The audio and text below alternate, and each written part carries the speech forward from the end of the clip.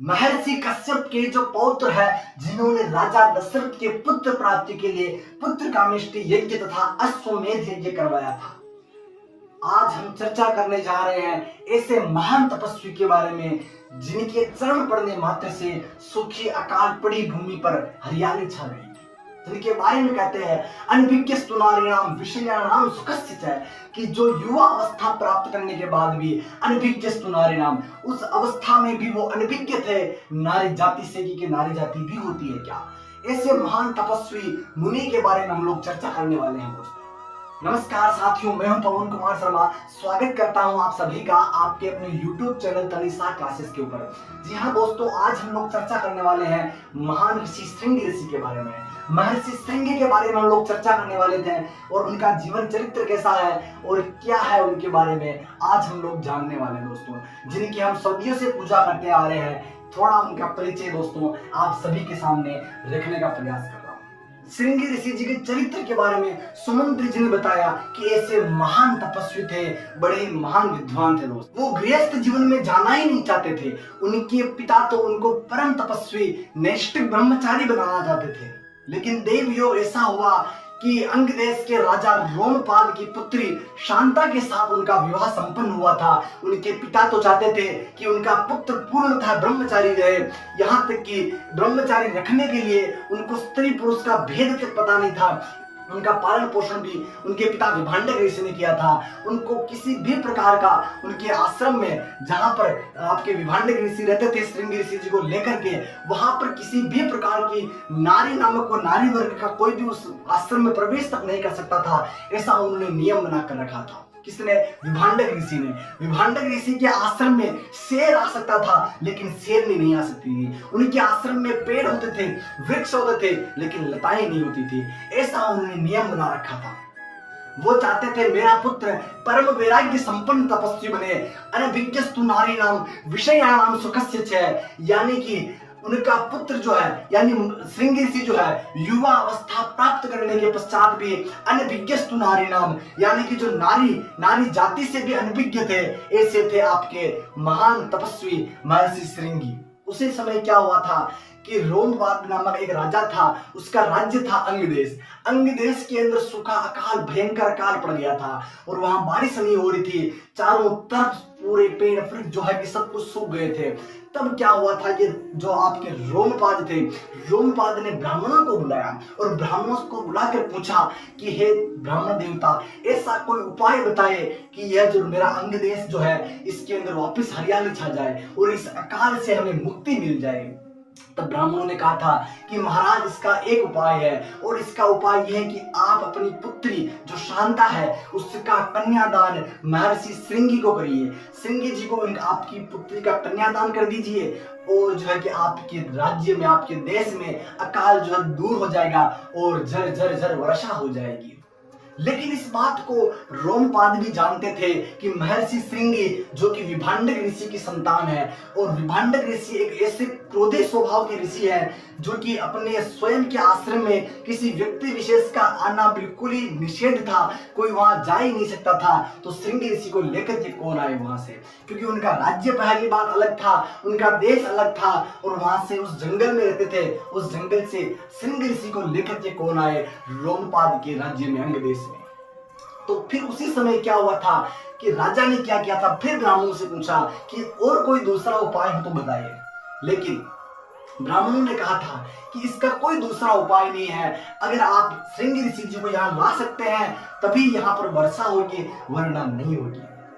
ठीक है, फिर क्या होता है, राजा ने यह घोषणा करवा दी अपने नगर में कि जो भी महर्षि श्रृंगी को मेरे राज्य में लेकर के आएगा, मैं उसे अपना आधा राज्य दान में दे दूंगा, अपना आधा राज्य दे दूंगा, लेकिन श्रृंगी ऋषि को एक बार यहाँ पर लेकर के आ जाए मेरे राज्य में।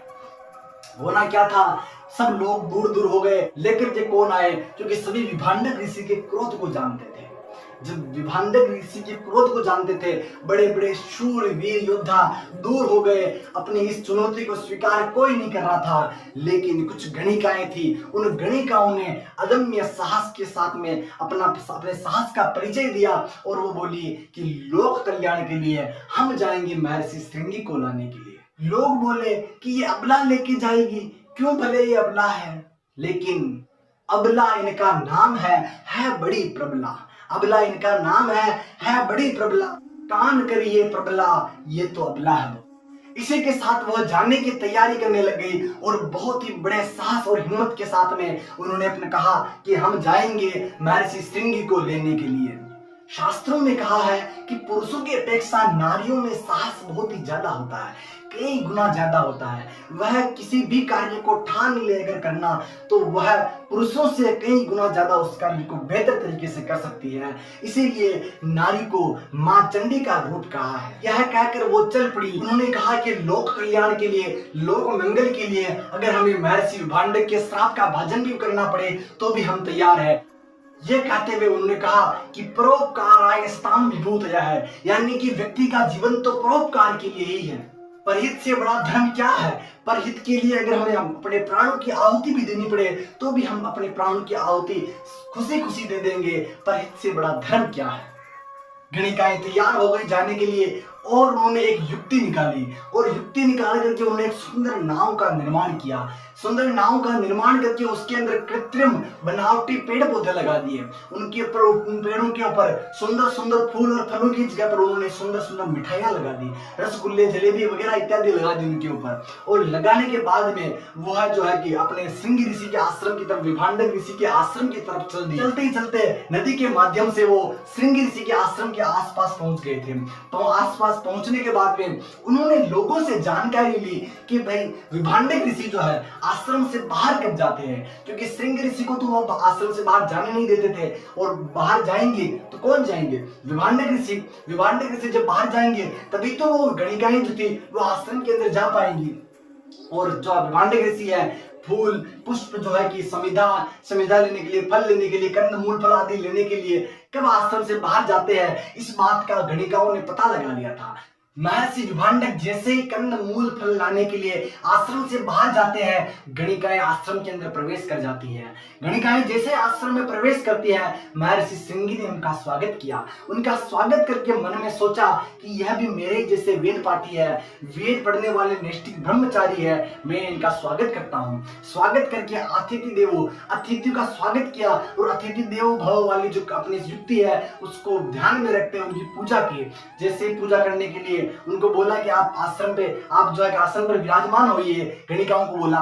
तो गणिकाओं अंदर ही अंदर डरने लग गई कि हम तो गणिकाएं हैं और ऐसे महात्मा से हम अपनी पूजा करवाएं, लेकिन उनको काम करना था तो उनको यह भी नाटक करना पड़ा। जैसे महर्षि श्रृंगी उनकी पूजा करने लगे, वो कहने लगे इदम पुष्पम इदम फलम इदम अर्घ्यम इदम पाद्यम, और पूजा करते हुए यह सभी जो वस्तुएं इनको समर्पित करके फिर उनसे पूछा कि आप मुझे कृपा करके बताएं आप कौन सा वेद पढ़ते हैं। गणिकाओं ने कहा हम साम वेद पढ़ते हैं, साम वेद का हम अध्ययन करते हैं। फिर महर्षि श्रृंगी उनसे वापस कहते हैं कि आपके वक्षस्थल बड़े उत्तुंग है, आपकी आकृति, शरीर की जो आकृति है वह मेरे से काफी भिन्न है, मुझे बताइए ऐसा क्यों है।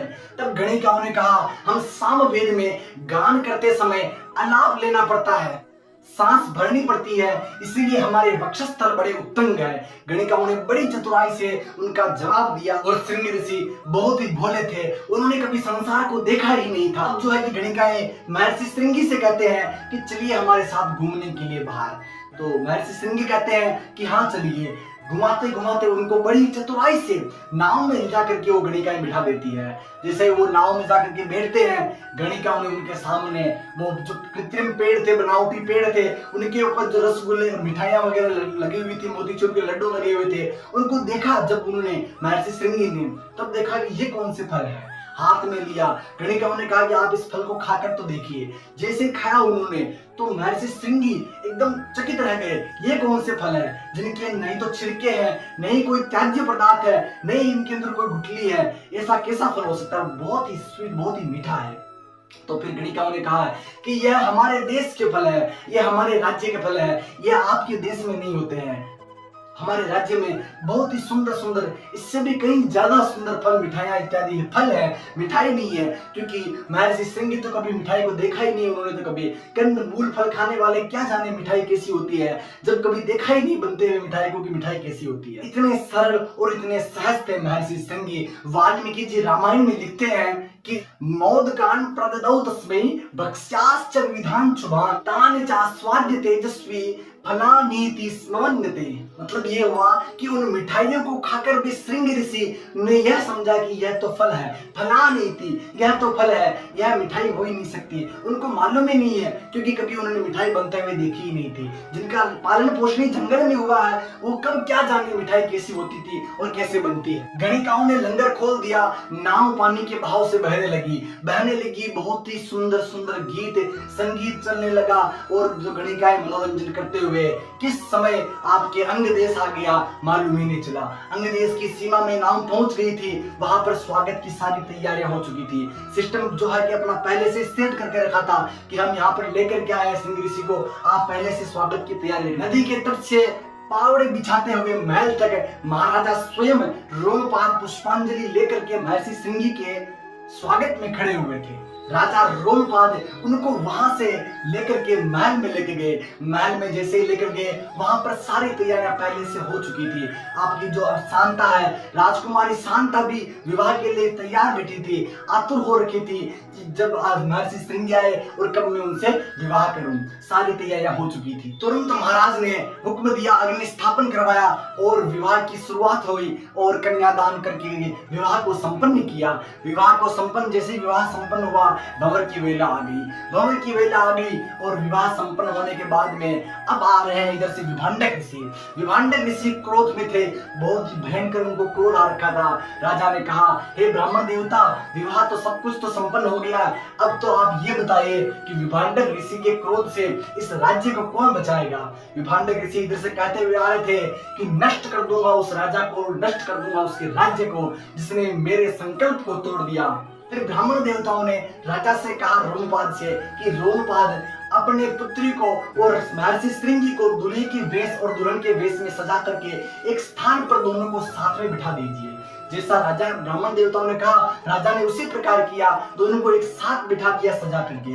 इधर से विभांडक ऋषि आए और जैसे आए उनकी दृष्टि अपने पुत्र के ऊपर पड़ी और देखा अपने पुत्र को तो दूल्हे के वेश में बैठा हुआ था। उसके पास में अपनी पुत्रवधू को देखा, देख करके जो विभांडक ऋषि का क्रोध से आतुर जो हृदय था वह एकदम शांत हो गया और मन ही मन विभांडक ऋषि ने सोचा कि ऐसी सुंदर जोड़ी को बिगाड़ना उचित नहीं है। शायद भगवान की यही इच्छा थी और भगवान की इच्छा हमेशा सर्वोपरि होती है। हमने कुछ और चाहा था लेकिन भगवान ने कुछ और चाहा था, लेकिन जो भगवान ने चाहा हुआ वही, इसीलिए इस सुंदर जोड़ी को बिगाड़ना कदापि उचित नहीं होगा। और यह सोचते हुए वो कहते हैं कि अपनी चाही हो तो नहीं, हरी इच्छा तत्काल, बलि चाहत है स्वर्ग को और भेज दियो पाताल। कि राजा बलि ने भी स्वर्ग चाहा था लेकिन भगवान विष्णु ने उनको भी पाताल लोक में भेज दिया था। इसीलिए जो अपन सोचते हैं, अपन जो चाहते हैं, सर्वदा वही नहीं होता है, होता वही है जो भगवान स्वयं चाहते हैं। ये थे महान श्रृंग ऋषि और इनकी जीवन चरित्र के बारे में आपको कुछ पंक्तियां मैंने बोली है। इनमें अगर कोई त्रुटि नहीं हो तो मुझे क्षमा करें। आप सभी को श्रृंग ऋषि जयंती की बहुत बहुत शुभकामनाएं एवं सिखवाल समाज का इन्हीं श्रृंग ऋषि के वंशज है जिनके अंदर 54 गोत्र हैं। धन्यवाद।